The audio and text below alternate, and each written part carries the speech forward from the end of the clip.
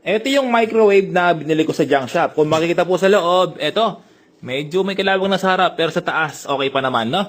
Okay, so bali ito, yung problema niya, yung tinatawag na magnetron. Ito, galing sa freezer, isang laing. Subukan po natin. Ayan, nag-yellow pa siya, no? Matigas. Nag-order ako ng magnetron sa online, halagang 450. Hanggang ngayon po, gumagana, walang problema. Ayan, no? High temperature, thermostat, tapos, ayan. I-select ko siya ng 3 minutes lang. Kasi mabilis uminit yung mga microwave, no? Saglit na oras lang, pero tignan mo, yung galing sa freezer, subukan po natin, no?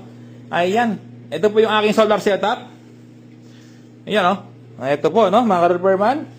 Ito, syempre, ilagay ko na sa marumi. Hindi na makagamit yan. Ayan, tapos, ito yung aking battery, oh, mga ka-repairman. Napakahaba po niyan, no? 12 volts. Ayan po, no? Umikot-ikot lang sa mga junk shop, no, para maghanap ng pwede mapakinabangan, no?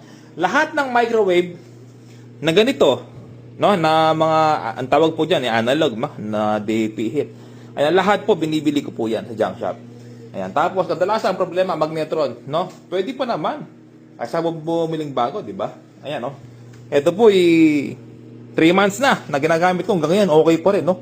Good condition pa rin. Tignan po natin, no, kung talagang uminit ng todo. Galing po sa freezer, ha? Ayan, no, gumagana yung kanyang timer, no? So, kanina, pinihit ko ng 3 minutes, ngayon, nasa 2 minutes na. Okay, pero para hindi po tayo tumatagal, 1 minute pa lang yan, ha? 1 minute pa lang, kung tutusin, 1 minute pa lang yan. Alisin ko na. Para mas, ayan, mga repairman, no, sa 1 minute, oh. Ayan, no?